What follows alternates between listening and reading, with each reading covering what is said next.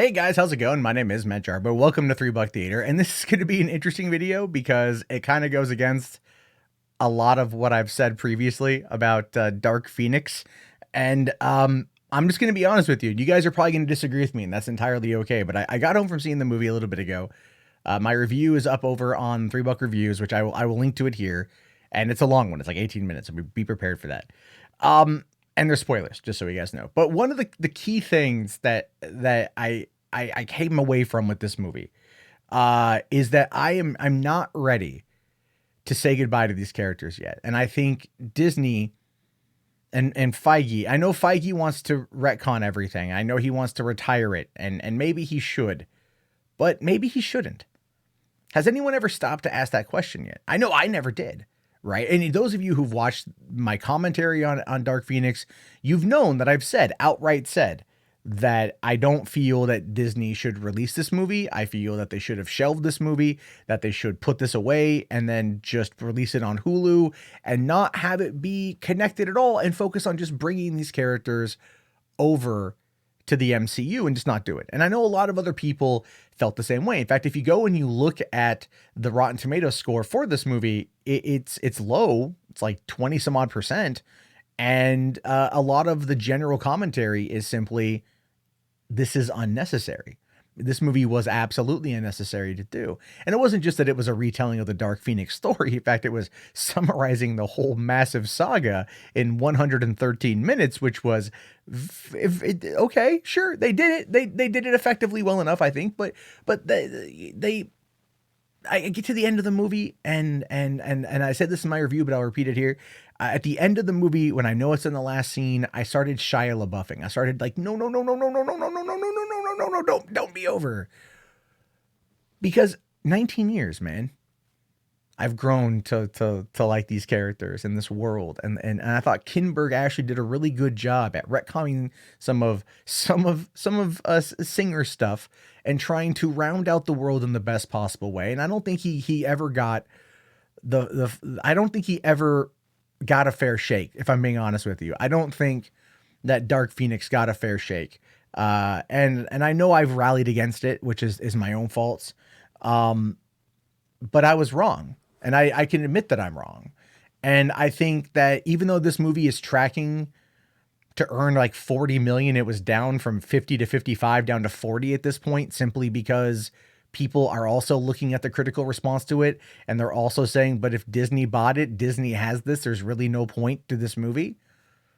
They're not wrong in that mindset, but we know, at least through Spider-Man Far From Home, that the multiverse theory, the multiverse world exists. And they could find a way to bring over like Kamala Khan, have her escape her world and come to this world and have a way to bridge the gap between that X-Men universe and the MCU. And look, the reality of it is, yeah, they're not going to do it. You don't spend $71.3 billion to ultimately purchase a franchise among other franchises. But let's be fair. A lot of that purchase boiled down to X-Men and those like 600 some odd characters in order to keep things going. That's what it was. That's I think we all can agree on that front right there. You don't spend that kind of money to still tinker with the same toy. It's like when Disney bought Lucasfilm and they killed off the EU and everyone was really mad about that. And they're still really mad about that. It's so much so that Disney's felt the pressure and Lucas has tried re-engaging elements of the EU as a way to appease the fan base. And I kind of wonder if they're going to do that with the X-Men. I mean, sure, they've done 4 movies with the First Class crew that's been around for 19 years. They've kind of had their own frustrating existence in regards to competent, cohesive, consistent storytelling. But at the same time, it's perhaps something that could now be rectified under this particular banner. I mean, imagine if they decided to take what was there and reestablish it with what's there through the multiverse into our world, into the MCU, right? Into the MCU, into that. and then tell a consistent storyline. That's not going to be running through different producers trying to oversee the project to get what they want to get off the ground. Different, it's going to have one producer that's going to see it all the way through. I kind of feel like Feige, I mean, he's not going to do it, to be fair, because even though he worked on the first X-Men movie and he still clearly loves those characters, he's going to want to rebuild it in his own image. Bob Iger is going to give him the full-on blessing to do it. But I do wonder if perhaps that's the wrong call. I mean, I really like the characters. I got really emotional watching Dark Phoenix. I didn't think I would. I wasn't expecting it to kind of suck, and I walked away way more emotional than I thought I would. So much so that I just kind of wanted to come out and talk to you guys about this. Like, you guys are probably, a lot of you are going to disagree with me. But it's almost like, I know all good things must end, and there are people that are going to say, like, in no way was X-Men never good. Maybe one good movie, Logan should have ended it, and all things considered, Logan probably should have ended it. I'm not gonna argue that point.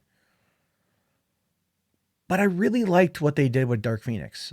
I really did. There was a lot of emotion, a lot of heart, a lot of wrap-ups, a lot of culmination. And when you spend 19 years being emotionally invested into a world, because let's be fair, it's been 19 years, and I've admitted I'm extremely emotionally invested into the world.